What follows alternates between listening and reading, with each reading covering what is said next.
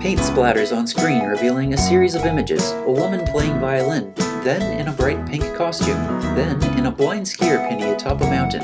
The paint drip splatters revealing text in print and braille, unsightly opinions. Hi, welcome to Unsightly Opinions. My name's Tamara. Today we are going to be talking about spoon theory. What is it? Where did it come from? And who is a spoonie? For those of you that are unfamiliar with the term, spoon theory is the idea that every day you are given a specific number of energy units or effort units or spoons. And as you go about your day, you spend different numbers of energy units or spoons on every different activity that you do. Some things give you spoons and some things take spoons away. And it tries to describe the effort or the additional effort that is required for people with a chronic illness or a disability to go about everyday life. The people that believe that spoon theory helps explain their experience are often called spoonies. Where this came from is Christine Miserandino, who, I apologize if I'm butchering your name, was out with her friend at a coffee shop. She was trying to describe what life is like as a person with a chronic illness. How do you explain why certain tasks take more energy than your average person, and why it's difficult to do certain activities when you have a very limited quantity of energy to spend on any given day? She didn't have anything to help visually describe her idea except a couple of spoons that she grabbed from the coffee shop. So she set the spoons on the table. She tried to describe how some activities took a lot of spoons and some took a few spoons, and you were only given a specific number to spend on any given day, so you had to put a lot more effort and thought into the activities that you were going to do, and that some activities, because they were more challenging, were going to take more effort, therefore giving you less energy to do other things later on in that day. When she wrote about her idea of spoon theory, it was adopted by the chronic illness community where the term spoonie developed. As the theory has percolated through the internet and been explained to others, it has been adopted to some extent in other communities as well. Some people with disabilities use the term, some people with chronic pain use the term, and even some people in the mental health community use the term. While there are some opponents to spoon theory because they state that it's too simplified, or it doesn't explain their experience, or it's difficult to explain in very simple terms how they go through their life because they don't get a specific number of spoons every day. Some days are better than others, or it might change hour to hour or minute to minute. I think as an idea, it gives people something that they can help start to understand what it's like living an energy limited experience. So how does it work? The basics are every day you're given a specific number of spoons or energy units to use throughout the day. Some activities take away spoons, some activities will gain you spoons. Some activities take only a few spoons, some activities take a lot of spoons. But you have to work within your limits every day of what your spoons are. If you go beyond your spoon limit for the day, there are going to be consequences for the day after or several days after. So if you started with 10 spoons on the first day, maybe you only start with 8 spoons on the next day because you went over your spoon limit by 2 spoons. You don't get those spoons back. Where I think it gets complicated is for many people the values or the number of spoons it's going to take is going to vary from person to person. So for one person, going to work might take 5 spoons, whereas for another person it might take 2, or for another person it might take 8, and it might be the only thing that they can do on a given day. So let's describe 2 hypothetical people. One we'll call Jane. She is able-bodied, she had a good night's sleep. The other we're going to call Sarah. She has a physical disability and a chronic illness. And because this is a hypothetical example, we are going to start with both individuals having the same number of spoons in the morning. They're going to have 10 spoons each to spend. I would usually argue that the person with a disability or a chronic illness is going to start the day with fewer spoons, but because this is a hypothetical example, we'll start with the same number of spoons. Both people get up first thing in the morning. For Jane, that's easy. She gets up, she has her cup of coffee, she eats breakfast, she gets dressed, maybe she has a shower, and she's ready for work. For Sarah, that's a little more complicated. She has a physical disability, so she has to do things differently. It takes her a little more time, it takes her a little more effort, because preparing meals isn't as easy as it is for Jane. So it costs her 2 spoons. Both Sarah and Jane go to work.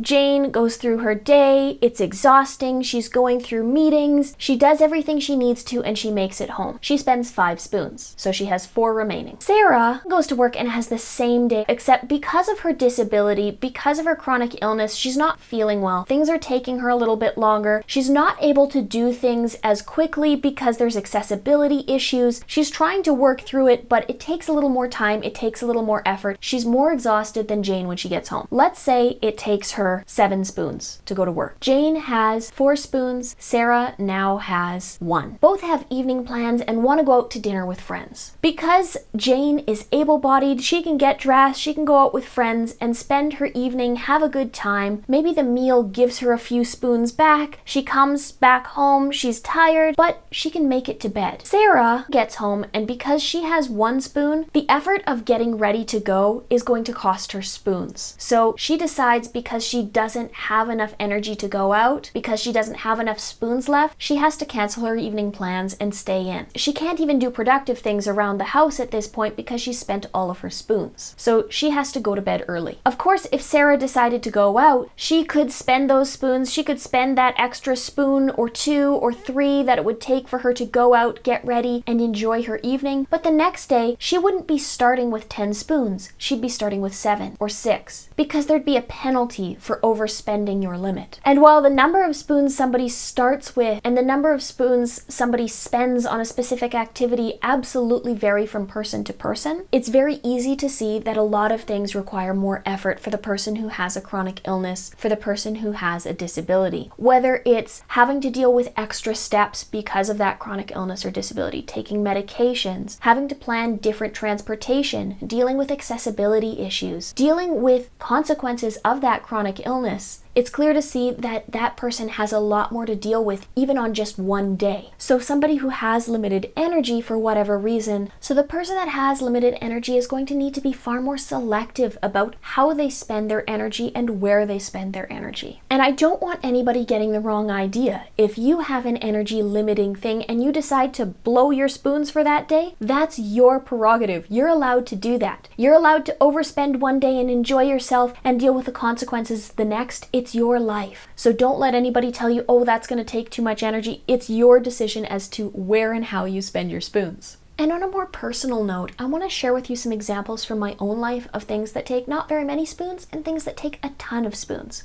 If I have to go out somewhere, if I have to plan an appointment or travel somewhere, especially if that involves public transit, that's a huge number of spoons for me. Chances are I'm going to have to rest after that outing, because for me, it's not just a matter of jumping in the car and going to the place and coming back. I have to plan the entire trip. I have to decide when the bus is coming, how do I get to the bus, how do I know what I'm doing on the bus. I have to be very conscious and aware of my surroundings so I don't miss my stop, make sure that the driver knows that I'm there, be very cognizant of where I'm going, how many street crossings, did I go the right way, where is the building, is it accessible, how am I going to find my way into the specific office that I need to go to. So it takes a lot more effort and time than your average person, and for that reason it takes a lot more energy. Something else that takes a lot of energy in my life is when I run into things that aren't accessible. When somebody sends me a form that I'm supposed to sign that isn't accessible, that I can't access with my screen reader, or I end up on a website that I can't read with my screen reader. I spend hours and hours trying to troubleshoot and use different accessibility programs to try and figure out what it is and try and get a hold of the person so they can send it to me in a different format. And again, something that should take someone 5 seconds and be a 0 spoon activity can take me the entire afternoon and take all of my energy.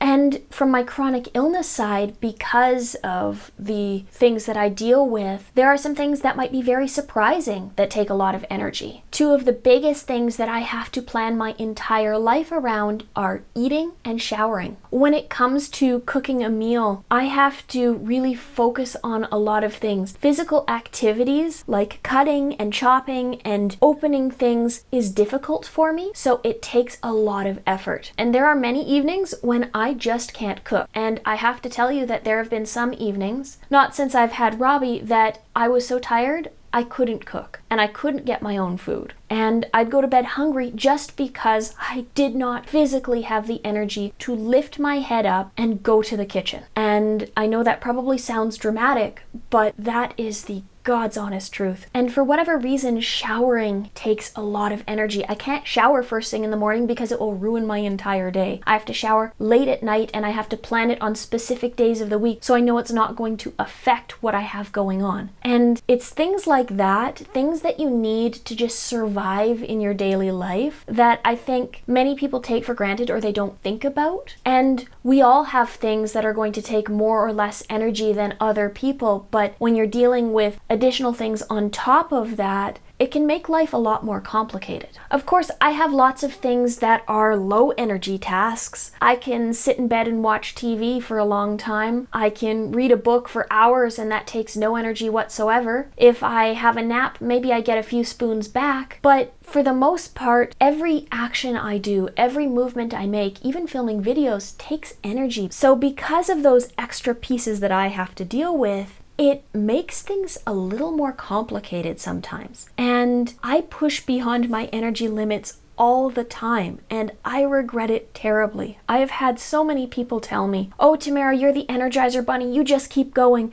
You just push through it." And I'm going, but I've been pushing through it for my entire life, and there are some times when I just can't push anymore. So even though sometimes I outwardly look like I have a lot of energy, because when I see people, when I don't cancel plans, when I make it out to that thing, I'm giving it my 100%. And even sometimes I'm faking it to make it look like I'm really enjoying myself when all I want to do is curl up in bed. But I am not going to miss out on life. I am not going to sit at home and wallow, and I'm not going to give up just because I have those additional challenges. I think the big takeaway here is that for many people with a disability, a chronic illness, or other condition, it takes more energy and more effort to do the same things that many people take for granted. That if you hear somebody is a spoonie or something takes a lot of spoons, respect that that person is trying to gently tell you that they may or may not be able to do that thing given their specific situation.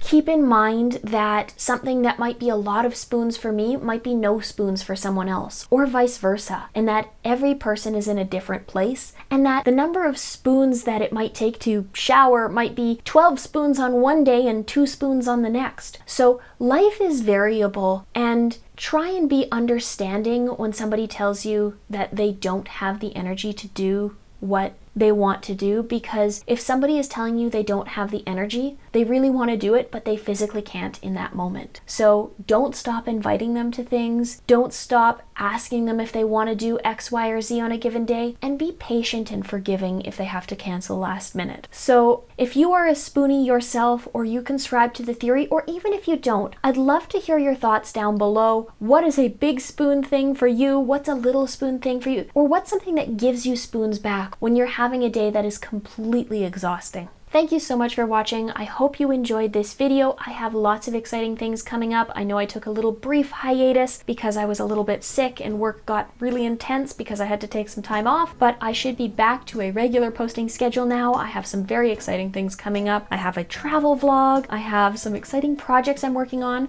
which are going to be revealed very, very soon. And if you've made it this far, please consider liking, commenting, subscribing, or checking out my other social media accounts, which you can find in the description box down below. That's all I have for you this time. See you soon. Bye for now.